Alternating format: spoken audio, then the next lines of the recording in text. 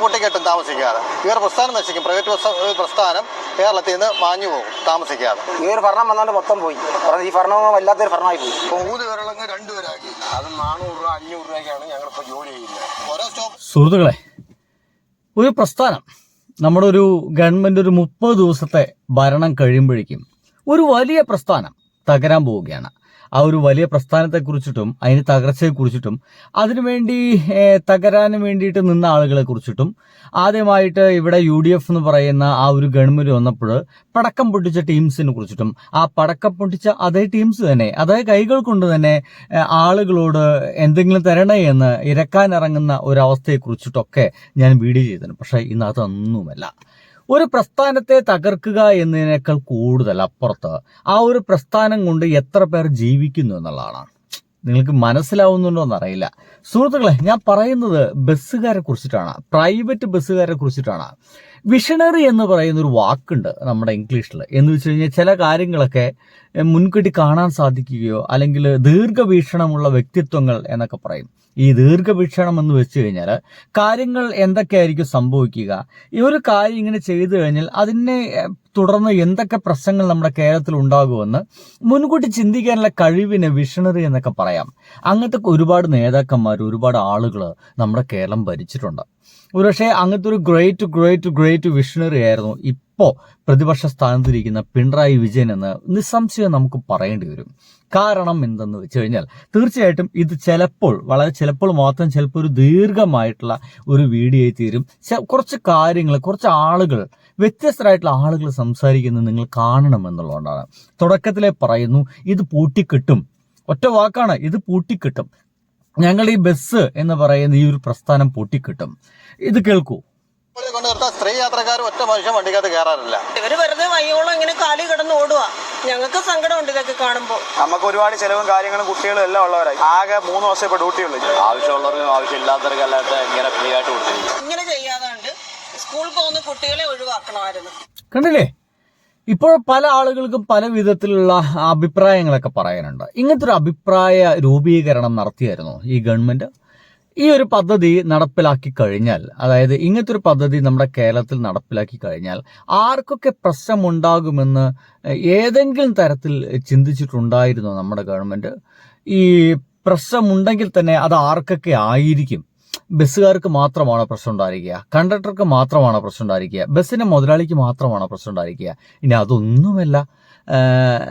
ഈ ബസ് വന്നു കഴിഞ്ഞാൽ അവിടെ ഒരു പക്ഷേ നമ്മുടെ നാട്ടിൽ ഈ കാർഡുകളൊക്കെ ഈ ബസ്സിൽ സഞ്ചരിക്കുന്ന ആളുകളുടെ മടിയിൽ ഇട്ട് കൊടുത്തുകൊണ്ട് എന്തെങ്കിലും ധർമ്മം തരൂ എന്ന് പറയുന്ന ആളുകളുണ്ട്. അവർക്കാണോ ഇതൊക്കെ ബാധിക്കുക? ഇങ്ങനെ പറയുകയാണെങ്കിൽ ഒരുപാട് ആളുകളുടെ പേരുകൾ പറയേണ്ടി വരും. അതിനേക്കാൾ നല്ലത് ഈ അടുത്ത കാലത്ത് നമ്മുടെ ഈ പൂക്കി മുഖ്യമന്ത്രി എന്നൊക്കെ പറയപ്പെടുന്ന VD സതീശമേനോൻ തന്നെ പറഞ്ഞൊരു വാക്ക് അതൊന്ന് കേൾക്കാം നിങ്ങൾക്ക്.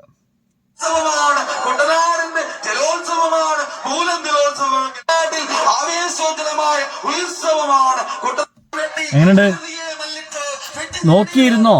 ഇപ്പൊ തരാമെന്നുള്ളതാണ്. അത് കഴിഞ്ഞ ദിവസം കുട്ടനാട്ടിലെ ജലോത്സവത്തിന്റെ ഭാഗമായിട്ട് അവിടെയുള്ള DYFI പിള്ളേര് വള്ളത്തിൽ പ്രദർശിപ്പിച്ച സംഗതിയായിരുന്നു. നോക്കിയിരുന്നോ, ഇപ്പൊ തരാം. എല്ലാവർക്കും പണി കിട്ടിക്കൊണ്ടിരിക്കുകയാണ് ഈ ഗവൺമെന്റ് വന്നതിന് ശേഷം. കേൾക്ക്. വയനാട്ടിലെ എല്ലാ സ്വകാര്യ ബസ്സിലെ തൊഴിലാളികൾ ഇന്ന് പണിമുടക്കാണ്.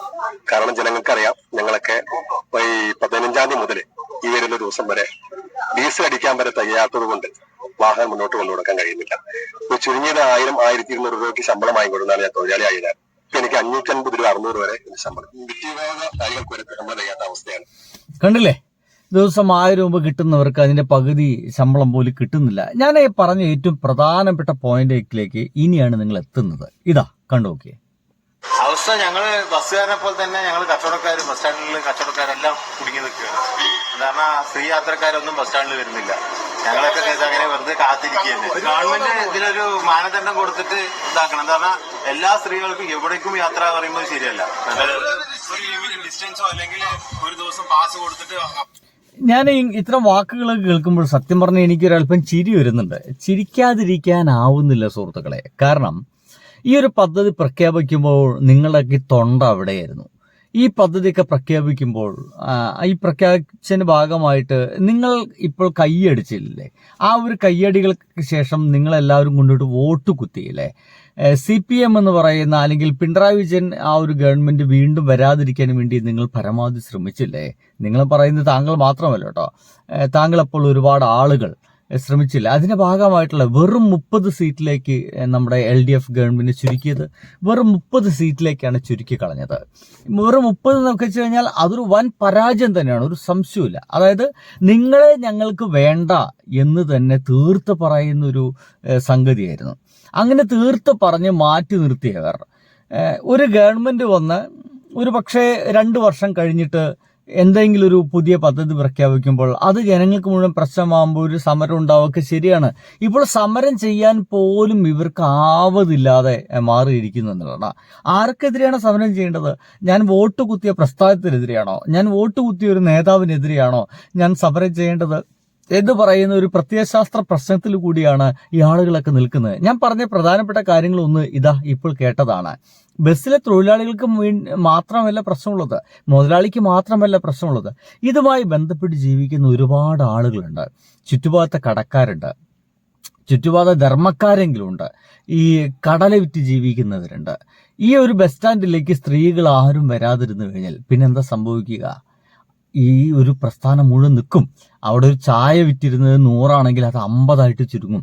കടി വിറ്റിരുന്നത് 100 ആണെങ്കിൽ അത് 50 ആയിട്ട് ചുരുങ്ങും. ഇങ്ങനെ എല്ലാ കാര്യത്തിലും ഭയങ്കര അധികം പ്രശ്നം വരികയാണ്.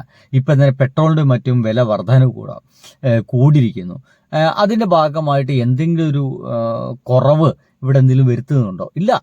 ഇങ്ങനെ എല്ലാ കാര്യത്തിലും ഇന്ന് അതേസമയം കള്ളിന് വില കുറയ്ക്കുന്നുണ്ട്. നാട്ടുകാരെ കൊണ്ട് കുടിപ്പിക്കാൻ ഭയങ്കര വ്യഗ്രതയാണ്. ഇങ്ങനെ എല്ലാ കാര്യത്തിലും പ്രശ്നം സംഭവിച്ചുകൊണ്ടിരിക്കുകയാണ് എന്നർത്ഥം. അപ്പൊ ഞാൻ ഇതുവരെ പറഞ്ഞത് ബസ്സുകാരെ കുറിച്ച് മാത്രമാണെങ്കിൽ ഇപ്പൊ അത് മാത്രമല്ല, ഇനി ബസ്സുകാരെ തന്നെ പറയുന്നു. നോക്കി, ഈ ഗവൺമെന്റ് അധികാരത്തിൽ വരണമെന്ന് ആഗ്രഹിച്ചിട്ടുള്ള പല ആളുകളും ഇപ്പൊ പറയാൻ തുടങ്ങി പിണറായി 3 വരെയായിരുന്നു നമുക്ക് നല്ലത്. ഇതൊരു ആലോചന ഇല്ലാതെ നടപ്പിലാക്കി എന്നുള്ളതാണ് പൊതുവെ പറയാം. ഈ ബസ് മേഖലയിലുള്ള ഒരു കൂടുതൽ ആൾക്കാർ UDF-ലുള്ള ആൾക്കാരാണ് പൊതുവെ പറയാം. നൗഷാദ് ഞാൻ സംസാരിച്ചു, ഞങ്ങളുടെ സംസ്ഥാന ഭാരവാഹി കൂടിയാണ്. ഞങ്ങൾ ഈ മുഖ്യമന്ത്രിയെ കാണാൻ മുമ്പൊക്കെ നൗഷാദ് ഒക്കെ കൂടിയില്ലായിരുന്നു. ഇതൊരു കോൺഗ്രസ് കണ്ടില്ലേ? ഇതെന്തിനെ പറയുന്നുണ്ട്? ഈ ബസ് മേഖലയിലുള്ള ആളുകളുടെ ഭൂരിപക്ഷവും UDF-ന്റെ ആൾക്കാരാ. അതുകൊണ്ടാണ് ഇവര് UDF ജയിച്ചപ്പോൾ പടക്കം പൊട്ടിച്ചു, പായസം വിളമ്പി അല്ലേ? ആ പായസം വിളമ്പുകയും മറ്റൊക്കെ ചെയ്ത് അതേ കൈകൊണ്ട് അതേ നാവ് കൊണ്ടൊക്കെ ഇപ്പൊ ഇവര് പറയുന്ന എന്താണ്? ഞങ്ങൾക്ക് വയ്യ, ഇവരെ മടുത്തു എന്നുള്ളതാണ്. 10 ഉറുപ്പിക്ക് ഓടുന്ന വണ്ടി 10 ഉറുപ്പിക്ക് ഓടുന്ന വണ്ടി ഓടുന്നപ്പോ 6 ഉറുപ്പിക്ക. ഇതിന് ഡീസൽ അടിക്കല്ലേ? ടിക്കറ്റ് എടുക്കേണ്ട 2 ആൾ KSRTC പോയി കയറുക, 3 രൂപയുടെ ST എടുക്കേണ്ട കുട്ടികളെ പ്രൈവറ്റ് കയറ്റി വിടുക. ഈ തൊഴിലാളികൾ എന്ത് ചെയ്യും? ടാക്സ് കുറച്ചതൊക്കെ ഈ തൊഴിലാളികൾ എന്ത് ചെയ്യും? ഞങ്ങളെ ഈ റൂട്ട് എന്തായാലും ഇവരുടെ സങ്കടങ്ങളാണ് കേരളം മുഴുവൻ നടക്കുന്നത്. ഇന്നലെ വയനാട്ട് ഇവർ സമരം നടത്തിയിരിക്കുന്നു.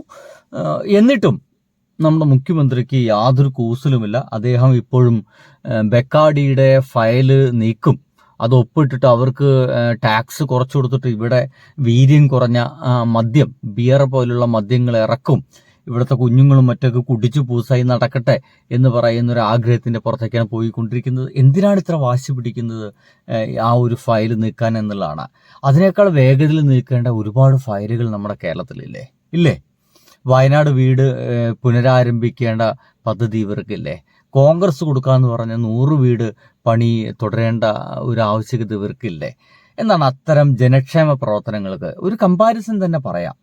പിണറായി വിജയൻ ഇവിടേക്ക് ആദ്യമായിട്ട് എത്തിയിട്ട് വളരെ പെട്ടെന്ന് നീക്കിയ ഫയൽ ഏതെന്നൊക്കെ ചോദിച്ചു കഴിഞ്ഞാൽ അതുവരെ UDF ഗവൺമെന്റ് കൊടുക്കാതിരുന്ന ജനക്ഷേമ പ്രവർത്തനത്തിന്റെ ഭാഗമായിട്ടുള്ള വാർദ്ധക്യ പെൻഷന്റെ ഫയലില്ലേ, അതാണ് ആദ്യം ഒപ്പിട്ട് നീക്കിയത്. പെട്ടെന്ന് ഒപ്പിട്ട് നീക്കിയത് അതായിരുന്നു. എന്നാൽ VD സതീശൻ അധികാരത്തിൽ കയറിയിട്ട് വളരെ പെട്ടെന്ന് ശരവേഗത്തിൽ ഒപ്പിട്ട് നീക്കിയത് ബെക്കാഡിയുടെ ഫയലായിരുന്നു.